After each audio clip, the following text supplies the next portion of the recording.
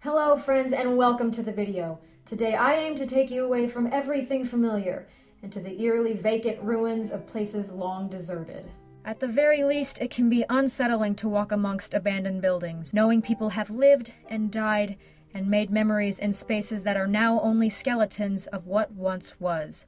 But it isn't entirely empty. Despite the lack of life, a restless hum hangs in the air, the echoes of stories waiting to be told.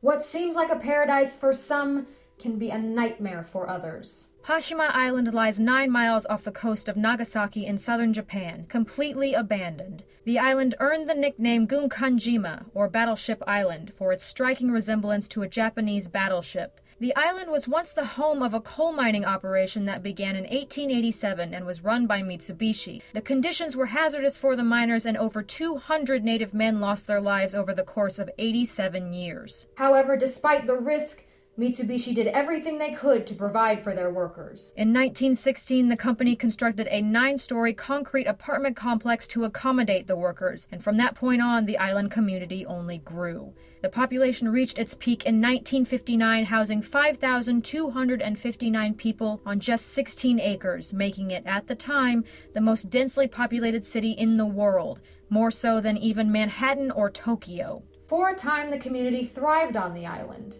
Workers and their families had housing and access to a school for all ages, a hospital, a shrine, shops, markets, a rooftop vegetable garden, restaurants, and even recreational facilities such as a movie theater and dance hall.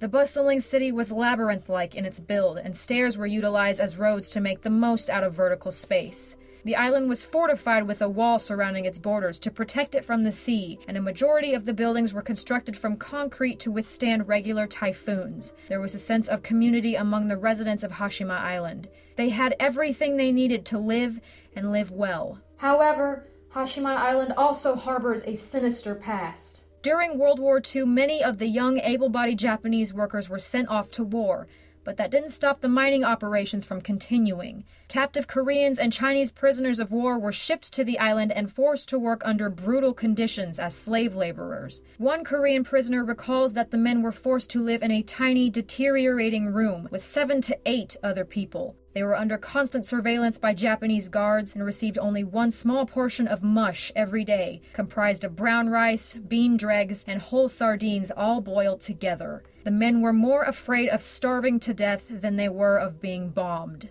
Throughout the war, approximately 1,300 laborers died from mining accidents caused by poor working conditions, malnutrition, and exhaustion, and an estimated 40 to 50 more prisoners committed suicide. Following the end of the war, the demand for coal gradually decreased as it was replaced by petroleum-based energy, and in 1974, with the mines near depletion, Mitsubishi closed the operation for good. The families were forced to leave the island almost immediately, and many left behind personal possessions such as televisions, books, and bikes. For 35 years, Hashima Island sat abandoned, a shell disturbed only by nature and the passing of time. Interest in Hashima Island reignited in the 2000s, and it quickly became a popular destination for urban explorers and photographers. Many of the buildings have collapsed due to neglect, but large parts of the island remain largely intact, such as the school, the apartment complex, and the bathhouse. Hashima Island reopened to tourists in 2009, however, you don't have to live in Japan to take a walk around.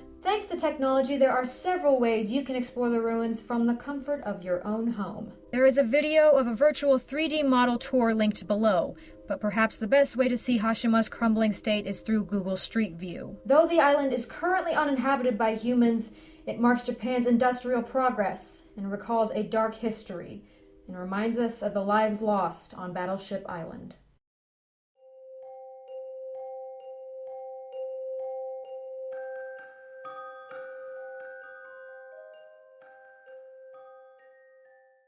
Our next ghost town is proof that everything can change in just the span of a heartbeat.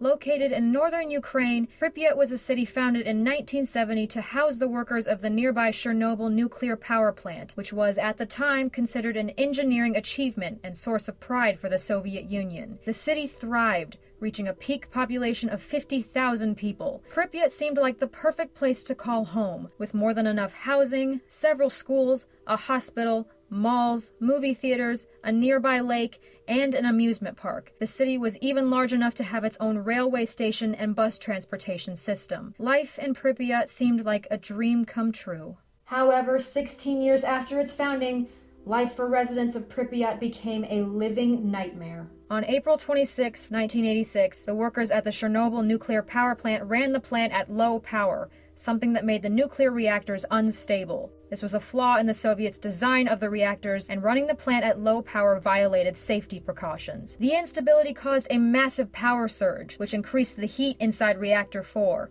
and the pressure from the sudden temperature change caused a steam explosion. The explosion caused numerous fires in the nuclear facility, including the fire in Reactor 4, which would burn for 10 days, spreading dangerous radioactive particles in the air. But the residents, only 2.5 miles away, went about their daily routines, completely oblivious to the imminent disaster. It wasn't until hours later that dozens of citizens would experience a metallic taste in their mouths, splitting headaches, and uncontrollable fits of coughing and vomiting. Over the next 24 hours, 2 people would die and 52 would be hospitalized before an official order of evacuation was given to the people of Pripyat. They were initially told it would only be a 3-day evacuation and to take only the essentials, so many possessions were left behind, and the city was emptied in 2 days. What the people of Pripyat didn't know was the severity of the disaster, and that the aftermath would haunt many of them for the rest of their lives. On the day of the explosion, 31 people died, consisting of plant workers and first responders, and between 1986 and 2000, over 350,000 people in Pripyat and surrounding areas affected by the nuclear fallout would be relocated as a direct result from the Chernobyl disaster. In 2008, an estimated 64 people died from the high levels of radiation attributed to the nuclear disaster, and it is estimated that as the years go on, that number could rise anywhere from 4,000 to 200,000 casualties. The Chernobyl disaster is considered the worst nuclear disaster in terms of casualties and cost. And even years after the incident, the devastation of a city frozen in 1986 can still be seen to this day. The area of exclusion around Chernobyl, which covers 1,000 square miles around the disaster site, is heavily guarded, but has been widely photographed over the years. The photographs also give us a glimpse into the human lives forcibly abandoned, and all the memories forgotten or lost that day in the wake of a tragedy. Radiation levels have dropped since the incident, and the Chernobyl exclusion area is now considered relatively safe to visit, with several Ukrainian companies offering guided tours. Even though humans no longer reside in Pripyat, the haunted memory of that fateful day lingers.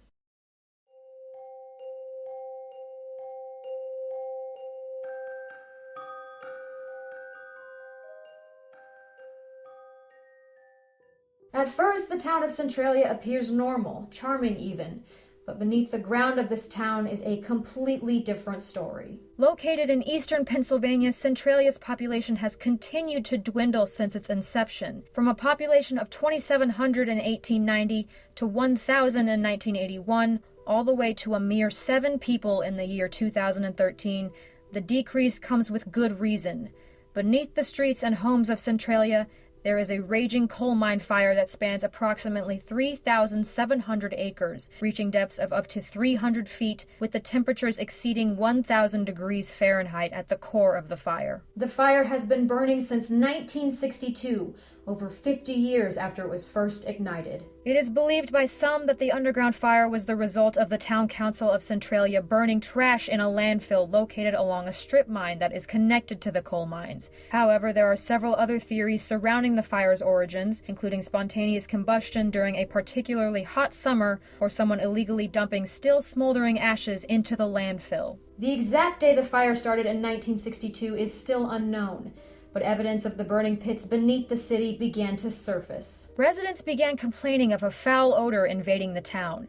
At first, they assumed it was the result of burning garbage, but upon further investigation, realized they were smelling fumes from poisonous carbon monoxide gases emanating from the flames beneath the town. 2 excavation efforts were made in an attempt to put the fire out, but the first only made things worse. With each new chamber of the mine opened, a rush of oxygen would flood the mines, only strengthening the fire and allowing it to spread further. The second excavation involved pumping a mixture of rock and water into the mines, but the flames spread at unrelenting speeds, and costs to fund the project ran out. A third excavation was proposed, but abandoned by the state in 1963. As the years passed, the fire continued to burn, and the ground beneath Centralia began to crumble. Cracks appeared along city streets and spewed steam and dangerous gases from the burning mines, particularly along Highway 61, where numerous smoking fissures appeared, earning it the nickname Highway of Death. Fumes, smoke, and fires invaded basements in many residences, and most properties were condemned. In 1981, the city realized just how hazardous their hometown was becoming when a sinkhole 150 feet deep opened beneath 12-year-old Todd Domboski in his backyard.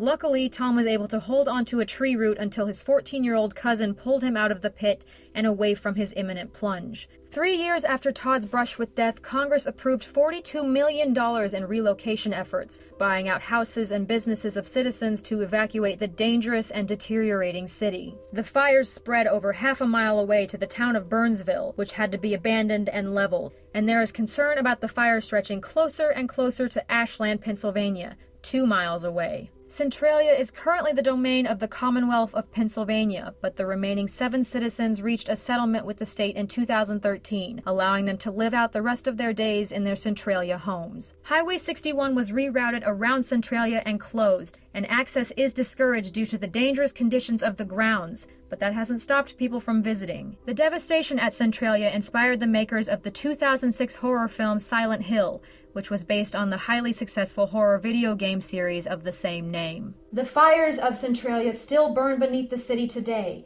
and it is estimated that at this rate they will continue to do so for 250 years. And while Centralia isn't completely abandoned, what is left of this ghost town is a reminder of how fragile safety can be in a very dangerous world. Alright guys, I hope you enjoyed today's dose of creepy, and if you did, don't forget to leave a like and comment down below.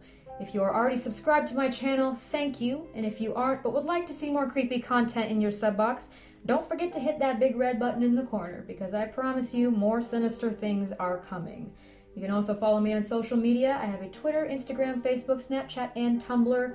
All links can be found in the description below. Alright guys, look for me in your nightmares. I will see you in the next video. Goodbye.